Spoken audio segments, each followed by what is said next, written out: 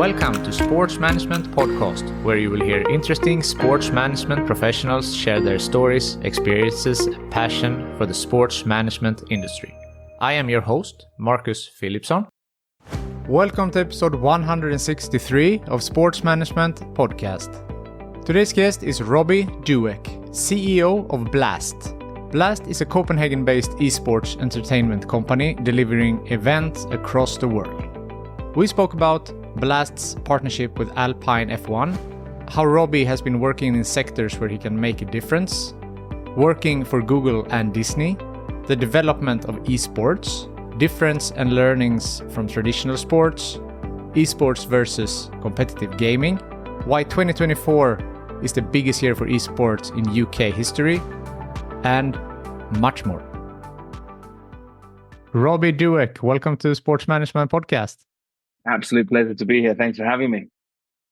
It's my great pleasure to have you on the show. You are the Chief Executive Officer of Blast, a Copenhagen-based esports and entertainment company. So can you tell us a little bit about what is Blast and your role? Yeah, so Robbie Douek, CEO of Blast, global entertainment business specializing in esports and gaming. We're based in Copenhagen, Denmark. And we have about 130, 140 staff dotted around the world, but mostly in Europe. And essentially our role is to create incredible spectacle within the esports space, great shows around the world, incredible tournaments for the biggest gaming publishers on the planet, and then entertain millions of consumers around the world. That's our target.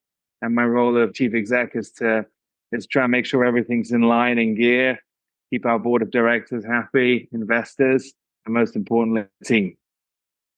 Interesting. So you're bringing events across the world with esports. So how has this market developed, you would say, over a couple of years? Like in my opinion, maybe during COVID, it got some type of boost also when people were from their houses, maybe not the events in the arenas, but, esports as a whole. Yeah, so, the way that we think about esports is we work with the biggest global publishers in the ecosystem. So you've got your Epic Games, your Ubisofts, your Valves, your Riot Games of this world who have the biggest gaming titles out there. And we bring their games to life through leagues, tournaments, events that are hosted around the world. So in most of those cases, we have exclusive relationships with those partners, with those publishers to stream the content, to create the content, to create the output, and to host the events around the world. And as you quite rightly say, Marcus, during the pandemic, basically esports didn't really skip a beat. Everything else was offline, but esports was very much online. Why? Because we were fortunate to be able to stream from essentially players playing from their homes, right? And that wasn't something that you could do if you were a footballer or a tennis player.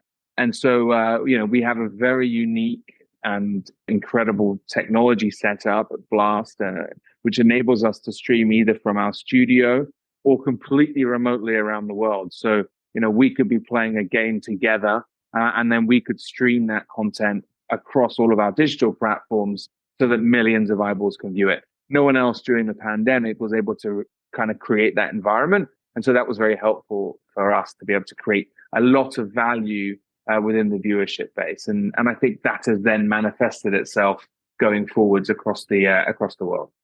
So I know that you are hosting events with the most popular games like Counter-Strike and Dota and so forth. But are you doing also, like, for example, the more traditional sports, but in esport formats, like we're talking FIFA or something like that? Yeah, it tends to be that the highest viewership comes from the games like Fortnite and Rocket League and as you say, Dota and CS. But we've also done a lot of work with FIFA, which is now EAFC. Done a bunch of work on those titles. We ran the entire FIFA Premier League back in 22-23. We've done a bunch of work in other sporting titles. We've just launched into tennis, actually. There's something that we've built in partnership with Amex and Wimbledon, specifically around the Wimbledon Championships, which is very cool. We'll see more of that. But to be clear, I think you'll find that the viewership of some of those traditional titles is less important than the non-ones. But again, I think these sporting titles are going to change. I think that will evolve over the period of the next 2 years. And I think we'll see that more and more traditional sports are trying to connect with those audiences, connect with that younger generation, And that's one of the reasons why, Wimbledon's launched into a tennis game, which I think is phenomenal. So talking about the gaming industry, I read that it's worth over $200 billion, and it's a number that just getting bigger and bigger over the years. So after we talked about that there was a boom during COVID, after the pandemic. So how do you see the development in the industry in general going forward now on? Look, when you're the chief exec of any business, you want to see hockey stick growth, right, in the industry you're working within. So I'd obviously say that, yes, the industry is moving in the right direction. I think there are two components to that. There is, yes, we saw a growth during the pandemic, which was very helpful for viewership, but monetization wasn't necessarily there, right? Because the global advertiser base had sort of retrenched back in, etc. We're now seeing that change, and I think monetization is really going to kick on over the period of the next 4 or 5 years. In fact, that $200 billion business that is global gaming, I expect will be worth $300 billion by 2030. So in the matter of the next 5 years, adding another $100 billion on. And I think esports and gaming will benefit, or esports will benefit majorly from that. So we think we're in the right place at the right time to be able to really churn up our monetization. Are there any learnings that esports can take from traditional sports and vice versa? Look, I think there are massive similarities between traditional sports and esports. The entire business model of esports is really built around the sports model, right? If you think about our revenue streams, they are traditional sponsorship, media rights. So we're selling our rights all around the world to different people who want to take them. Ticketing, merchandise revenue, in-game transactions. In-game transactions is probably slightly different to traditional sport, right? But ultimately, the model is built in the same way.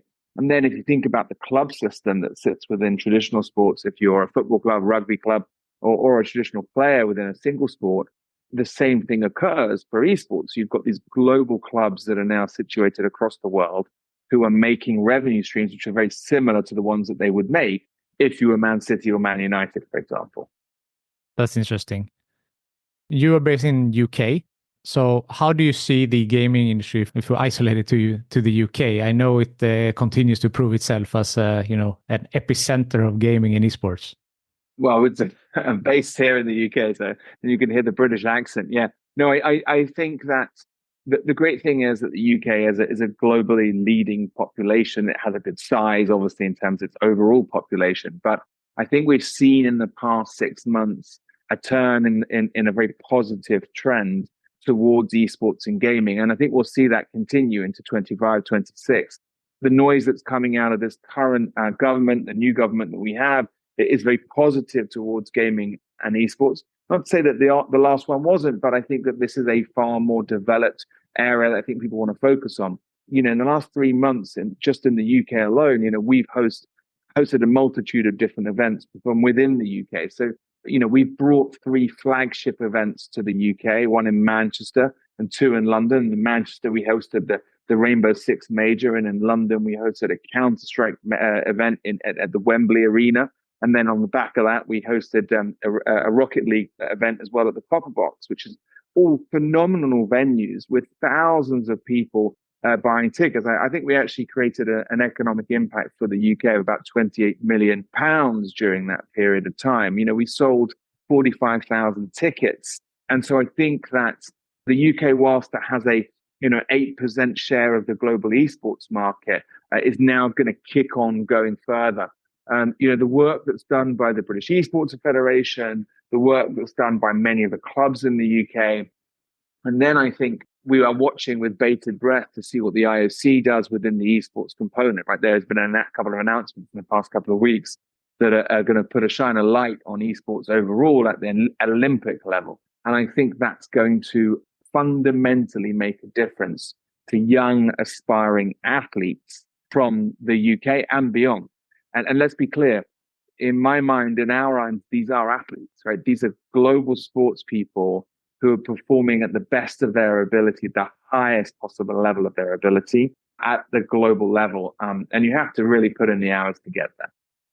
Definitely. And it's 2 great points you bring up, and I want to take them one by one. So if we start with getting like Olympic recognition, how do you see that? Because esports is a term that involves different of the games? So are you seeing a specific game like Dota or CS to be in the Olympics, or is it a larger, like the esports umbrella will be under the Olympic movement, or what is your vision for esports and Olympics?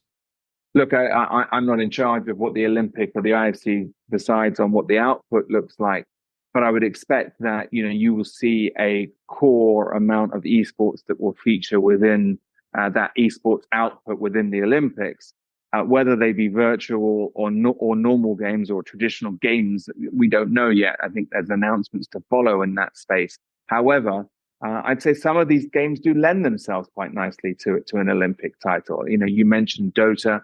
I think Rocket League could also be interesting, but there are other titles where it is very strategic, right? But also you've then got like the whole world of sim racing, and then the whole sort of virtual world of people on bikes, etc. So I think there are titles that lend themselves very well to the Olympic movement, which have a combination of strategy, but also physical adaptability and strength and mental strength. And I think that's really going to play a part in the output the IOC does in and around the Olympics going forward. So very excited about that development indeed. Of course, the Olympics is obviously such a window for the world to be shown also for you as to promote esports. Look, I think we're a few days, weeks away from the content going live in Paris, and the world will be watching these phenomenal athletes perform at the best of their ability. The same thing will happen with esports. I mean, what you should recognize when you're watching any esports is that there are millions of eyeballs watching that content at any point in time live, right? So one of the things that we look at is how many live concurrent viewers are watching at that moment in time. And to be quite clear, often that rivals and beats traditional sports. So you'll see more people watching a Dota 2 game than watching potentially a Premier League match, right? And that's just because that is the direction of travel for the consumers today. So the second part I wanted to touch on there was you said these are athletes that they are playing the esports, and that's, I guess, people from more traditional sports. Maybe there is a criticism if, are you an athlete if you're playing on the computer, so to speak. I also had the same discussion when I was talking about chess, a guy from the Chess Federation, and he also said it is a sport, it's physical, it's mental. Where do you stand on esports as being a sport, and is it important to be categorized as a sport? Look, I think there's been quite a lot of debate over the period of the last 6-7 years about where esports sits within government positioning, right? I.e., are we part of the Ministry of Sport, the Ministry of Culture, depending on the country, right? But I think most of the governments around the world are now really seeing esports as a sport and really lining up with that. And I from our perspective, we do fundamentally feel like this is a sport. I mean, you are physically working incredibly hard to be at the best of your ability. And as you quite rightly identify, most of the clubs and professional players around the world have got psychologists, nutritionists, coaches, physical fitness experts all around them to try and get them to the best of their ability. And I think that is very much on a par with what traditional sports is all about.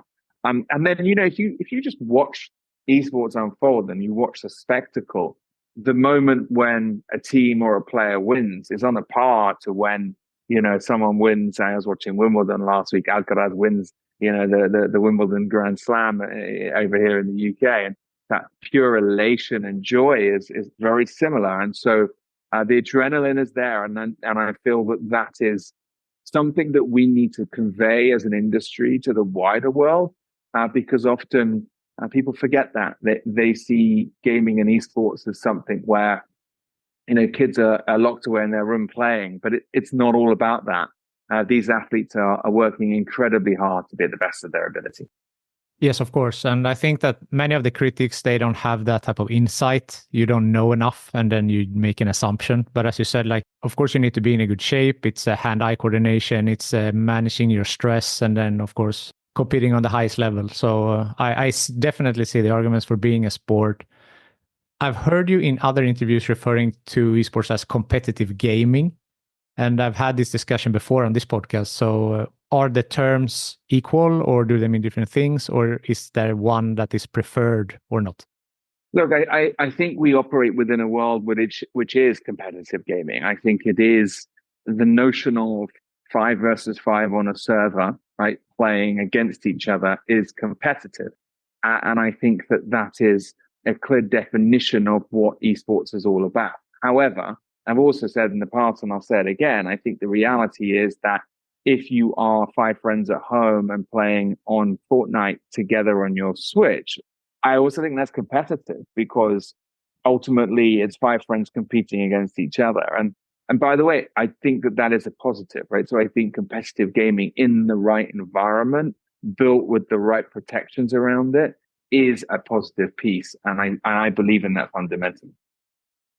Going back to Blast, you have some very interesting partnerships. For example, the Alpine F1.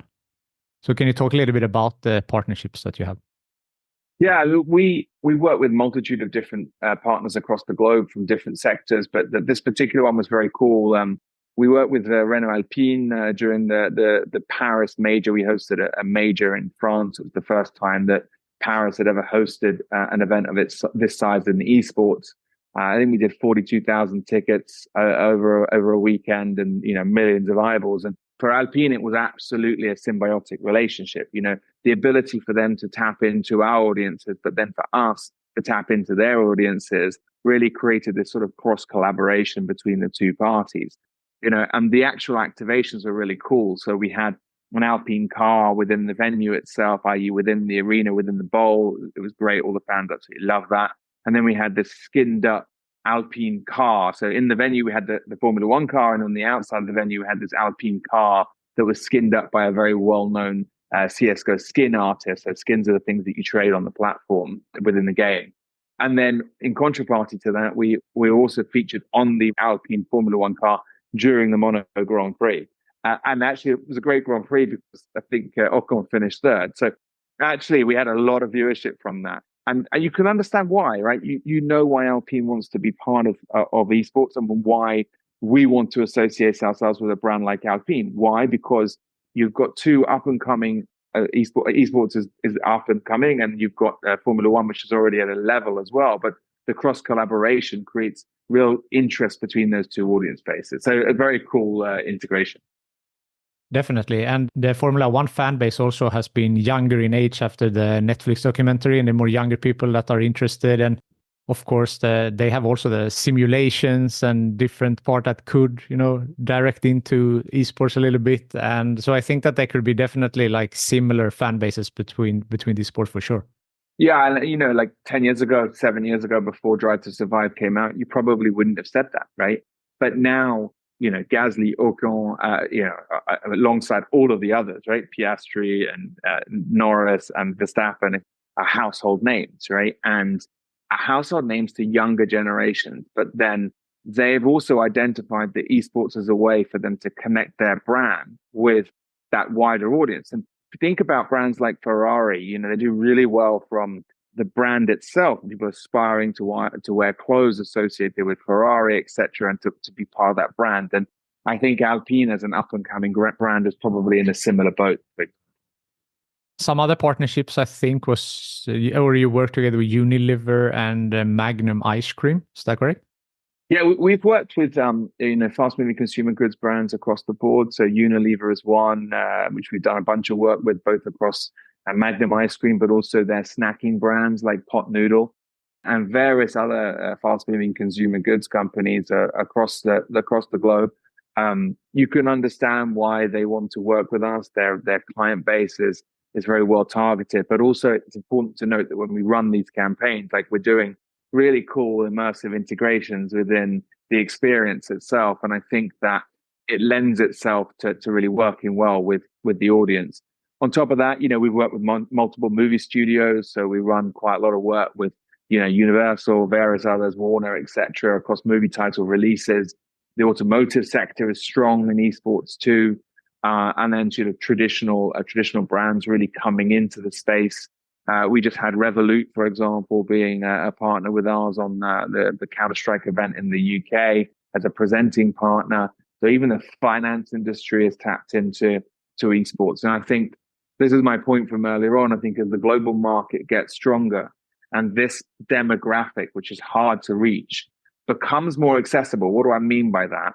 I mean that when the data is available to access these users in a more material way, then I think you'll see that a lot of investment will come into esports as a component of that.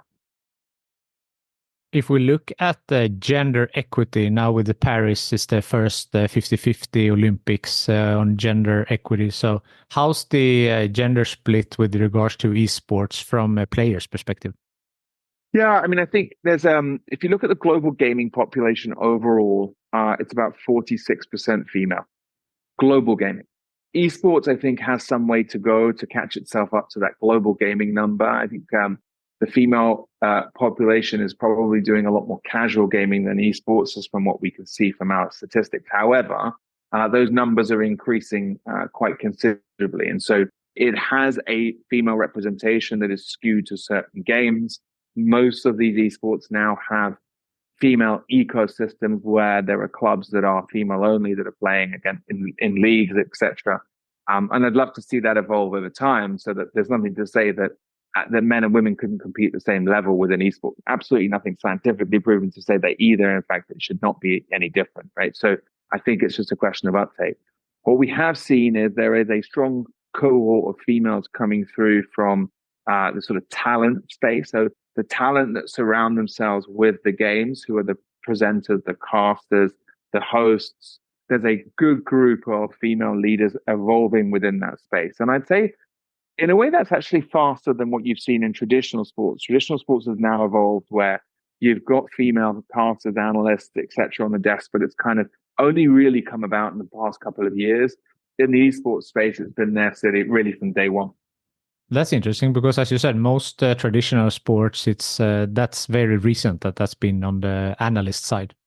Yeah, and I'm not sure how that's manifested itself per se, but I think in the esports space, there's now a good, strong cohort. Take League of Legends.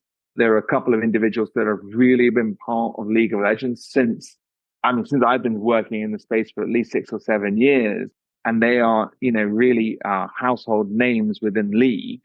And are part and parcel of the delivery of the output on the server. We have a couple within CSGO as well that are very prominent, and actually more and more are coming through. So I think it's an interesting evolution, and I think we'll see that the female-male balance really does even out, even from a size of population. Even within my own company, our own company, we're seeing that the percentage of females is increasing as we grow larger, right? And I think that will be, as esports becomes a bit more mainstream, I think the talent and the people that work within it will also become more mainstream, and therefore attract different profiles of individuals from within it. Mm. You tweeted a while back that 2024 is shaping out to be a game-changing year for UK esports. So now when we have passed the half year mark here, how do you see the development? How has it been in the UK this year? Yeah, look, I think that this has probably been the biggest year for UK esports on record. I think, not just the work that we've done around the events that we've hosted within the UK, but the wider ecosystem is now in a very strong position. And you've got some great clubs, great output coming from there. I think also, one of the things that really was very compelling for us was the work that Live Nation has done with us, UK-based business, London and partners on hosting us there. I mentioned the British Esports Association, the UK government, various others. I do think that is playing a major part in making the UK esports hub for the wider world. And I hope to see more towards the second half of the year as well. Me too. So if we jump into your background a little bit, you studied French and politics, and then worked for Google and Disney, and now at Blast. So how has your career journey been like up until this point? God, I've never had anyone quote my French and politics degree. I did study French and politics. I did speak French quite well when I was younger. Born to a French speaking father, and so that was quite helpful. But obviously fascinated by politics. I'm fortunate to have had a varied career where I've done stuff where I believe I'm at like the bleeding heart of where things are happening. So I worked for a mobile business that was bought by Google when mobile was just coming into its own. And we were bought by Google. And then I worked in the influencer space when influencers started becoming something of importance back in sort of 2014, etc. We were bought by Disney. I spent some time at Disney as well, and then really kind of honed in on this world of esports as being something that I think that my experiences could lend quite a positive hand to, and started working within esports in 2018. And we've grown this business phenomenally well over the period. And so I think the combination of understanding product from Google, sales acumen as well has been important, commercial models within IP and stuff like that within Disney as well has really lent itself to esports. And so yeah, excited for that. I'm sure. So you said that you like to work in like where it's hot and whatever it's interesting at the moment, so to speak. So is this what attracts you to these different jobs that you have had, that you feel like this is something that is like up and coming and a trend? Yeah, look, I mean, I think when I went into mobile, I think that had already developed somewhat and had ultimately reaped the benefits from that, and then was able to push on at Google. And I think influencer marketing was the same. I think when I came into esports, it was probably slightly more nascent than I realized, at least on the monetization side. But I do feel like I like to be within sectors where I can make a difference.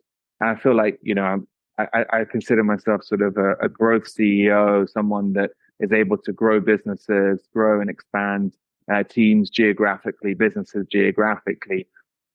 Probably more than a FTSE 500 CEO, for example. This is a different type of genre of individual, and so I think that's really where my experiences lay and where I'm excited at. And the great thing in this ecosystem and this sector is that no one day is the same. I mean, honestly, you wake up in the morning, you have a plan, and you have a structured day, and then you don't know what you're going to get. Right, stuff hits you, and and it evolves incredibly quickly.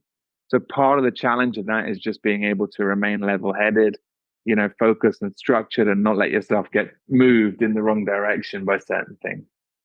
That's really interesting. I spoke to Phil Andrews recently on the podcast. He worked for USA weightlifting and now USA fencing. And he said similar things, that he's like a growth CEO. He likes to come in when maybe they have had some issues, and to, come out of that and maximize that one. So what do you think it is in your leadership and in your personality that has this ability to grow a company? Yeah, look, I think that I'm a very driven individual. I'm also like an eternal optimist as well. So I just believe anything is possible. And I think that manifests itself across the organization. So people actually have a sense that, if we're on this journey and we feel positive from a management level around, I think that has a positive impact on the rest of the organization. I also feel like when you're working with a group of people like we're working with, the average age of the individuals within our company is very young. It's about 29, right? And therefore, they are incredibly passionate about what they do. They love what they do. And so when you add passion, organization, and drive together, you tend to get some really good results. And so ideally, I'm always striving to try and bring all those 3 points together in my leadership style. And that ends up having, hopefully, a positive impact on the results of the business. So how would you say is your leadership style as a CEO managing the business? Very open, approachable, generally a lead from the front through sort of charisma and drive is typically my style. I like to do a lot of work around empowerment. So giving people the reins to be able to operate within. Spent a lot of time in the past couple of years focusing on how to get out of the weeds and into the bigger ticket pieces, allowing teams within the organization to really excel at what they do and provide them with the autonomy to do that. So I think generally those are the things that I kind of thrive on, and being within the conversation when it can have a strategic impact on the business. So trying to set sort of strategic direction of, right, I think there's an opportunity in this place. We're going to go there. Now let's take care of it. That's very much how my style works. I like that. Not to micromanage, but to set the overall strategy and then trust in the team that they get it done. Yeah, I mean, look, set the strategy up, and you're only as good as the people around you, right? So make sure you've got a great leadership team with you, wider organization, and then get out the way, right? Like, because quite often you're not the right person to be able to carry a project through from A to Z. Set the top line goals, discuss those top line goals, and then let the rest of the team carry it out. Check back in, right? People don't like it when you leave them with a task that then is not checked back in afterwards. So constantly check up and say, where are we at with this particular initiative in the next 3 months? So, with your experience, what is some advice you have for young people in the industry that they maybe just started or they want to get into the industry? Yeah, look, I think this is as we've said, I think it's a growing industry. I think it's not been without its bumps over the period of the last 10 years or so. I think that the best thing they can possibly do when they come into this industry is apply the science and understanding they've had from their previous experience and bring it into this industry, i.e., let's not keep writing the script in the same way it's been written for the last 10 years. So many industries just keep doing the same thing over and over again. Let's rewrite that. Let's learn from where the best things are happening. And then let's not be afraid to try stuff. And this is an important point for me, is that I feel that somewhere along the line, and this may be something out of the pandemic, but some of the newer generations coming into this workplace, and it is kind of a little bit counterintuitive, are a little risk adverse. And I really want individuals to be able to have the empowerment to take risks, to try things, and to be able to offer solutions. And I think for whatever reason, we don't see all of that all the time. And I'm not sure quite why that's manifested, but I'd like to see more of that. I think that comes also maybe if you're not so risk averse, maybe it has to do that you're afraid of the consequences. So, building that type of culture in the company that it's okay to fail as long as you learn from your mistakes and you move on from them and so forth. Yeah, I mean, I don't know that this is why I think it's so sort of counterintuitive. I don't think this generation is actually afraid to fail. I I think that it's just a fundamental difference in output. Whereas I think that they are looking for guide rails and guardrails around them, but then they don't want them either. So it's a very interesting state of play. And I think it will evolve. And I think this new generation coming through will be very optimistic about the future. And if they're given the empowerment, they're given the space to work within, I think they can be incredible assets to the business overall. As I said, we skew really young, right? I'm like one of the oldest in the business, and I'm young, but we skew young, and I think that's okay, right? And I think we should just keep continually enhancing that. I agree. So you mentioned that the industry have had some bumps, but has there been any bumps in your career? And if so, how did you overcome them? Yeah, look, I think that you learn from your experiences, right? I had some big bumps in my career very early on, very young. I lost my father very young and then went into his business. And I wasn't successful at the start. This is my sort of early 20s or, late teens, early 20s, and then went off to university. But I learned a lot from failure. And I think that some of the best, the most successful people within the industry are people who have had some failures in their life. On top of that, I think that when, during certain points of this blast period, it's been tough, right? Monetization was really hard. Valuations were, very high, but then the monetization was quite low. And so that was tough for us as a business. I think also learning as an individual how to take feedback is hugely important, right? Because I think that if you can take feedback from your closest, but also the wider organization, I think you learn as a human. And I think that a few times in my career, have learned that hard way, and I've now got a lot better at it. And I think that makes a big difference to growing a business going forwards. Mm. So now when you're the CEO and giving feedback and giving advice, is that something you have with you from your experience of saying that you could have been better to taking advice and feedback? Yeah, but I mean, also, I really believe that you should be, even if you're the CEO, you want upwards feedback, right? You want feedback from your direct cohorts of where you're not succeeding. And the good thing is, again, about this younger generation, is they're really open to doing it, right? As long as you provide them with the boundaries where they feel protected to give it to you. And I think that is something that I try and strive for, which is sort of being approachable. So therefore, I think they're prepared to do it. But I do believe that feedback is very critical, and fundamentally, you can have a growth conversation or a performance review with one of your employees, and then give feedback, and you can see when people take it constructively, and you can see when people are not capable of receiving that information. And so it's quite hard, but you'll know who the people are that are going to grow. Definitely. I think that ties also in a little bit into the culture that I mentioned before, in the company, to have that, to create that culture, as you say, to be approachable and that they dare to give some feedback to you. 100%. I mean, I love it when people grab me in the common areas of our workplace and in the kitchen or whatever, and say, "Hey, about that thing," and blah blah blah. And I try, and if I can't speak to them at that moment in time, I'll try and find time to have that conversation. Because here's the thing: you never know what you're going to learn, right, from individuals. And if you keep yourself in a closed environment, the information that your brain, which by the way, we only use like 7% of it, is using, you are never going to be able to succeed going forward. And you need to be able to open that up. Yeah. So talking about your background, what is your sporting background? Have you been playing esports? Have you been doing traditional sports, or what is your sport background? Yeah, so I am not a traditional player of esports, but I do like watching it. I watch a lot of Counter-Strike. Interestingly, I also watch some of the other games that we're in, and I've spent quite a lot of time trying to get my head around Fortnite, so that my 11-year-old is at peace with that. He plays a lot of that. Traditional sports, I'm a pretty massive fan of the football space. I love watching football, live tennis. I've watched a bunch of cricket over my time, rugby, but generally more traditional sport.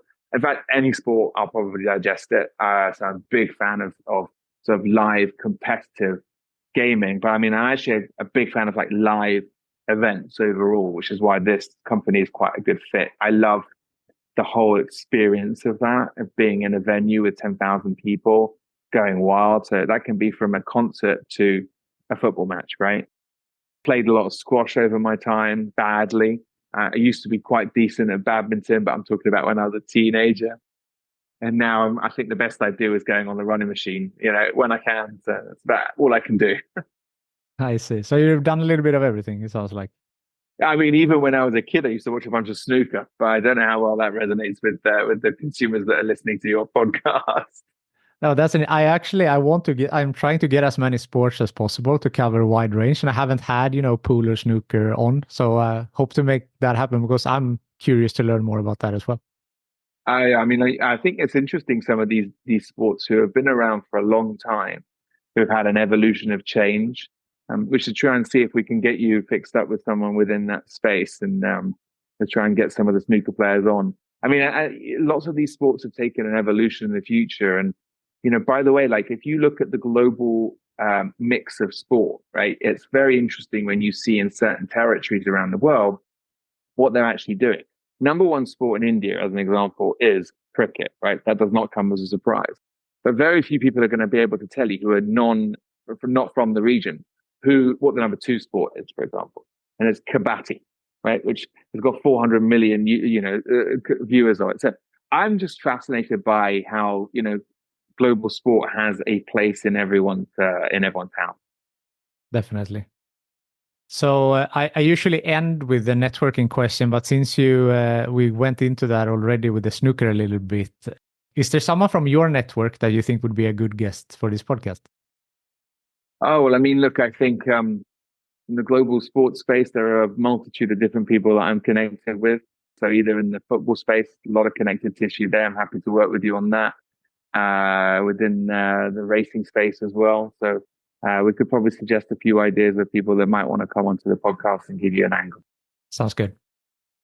Is there something I haven't asked you yet that you feel is important to mention?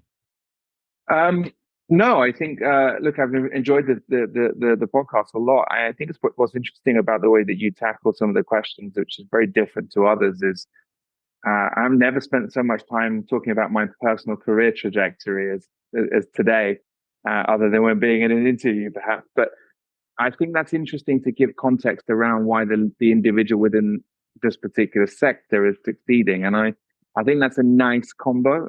And so I just wanted to give some feedback and say, like, I think that's a really nice angle to a podcast. I appreciate that. And great to get some feedback, as we talked about before, also giving and receiving feedback. Absolutely. And I think it's interesting. Why I have done it like this is because I think that many people think that they have to study sports management, do an internship in sports in order to work within the sports sector. And I want to shine a light on the fact that you can come from different industries, different backgrounds, and other places, not the only traditional path, and still be able to work in the sports industry. Yeah, I think you're absolutely right. And I think as a consequence of that, you will attract different talent to your podcast that you might not normally get. And I think that is, by the way, I think that's hugely exciting when sports and culture and gaming all come together as one, which is kind of what we're seeing happen in the ecosystem. But delving into the personalities and what drives them, I think that's a really interesting play, because otherwise you miss out on the sort of history of why they're doing the job they're doing. And we never hear that on a podcast. And I think you delve into that really well. Thank you. Appreciate that. Thank you for your time. Robbie, it's been a pleasure to speak with you today. Thank you so much for taking the time to be on Sports Management Podcast. Thank you so much. It's been a pleasure being on Sports Management Podcast. Have a great day. Thank you for listening to the Sports Management Podcast. Please hit the subscribe button so you don't miss out on any upcoming episodes. Also, feel free to leave a comment about what you thought about this episode. If you want to get in contact with me, send an email to sportsmpodcast@gmail.com or hit me up on Facebook, Twitter, or Instagram @sportsmpodcast.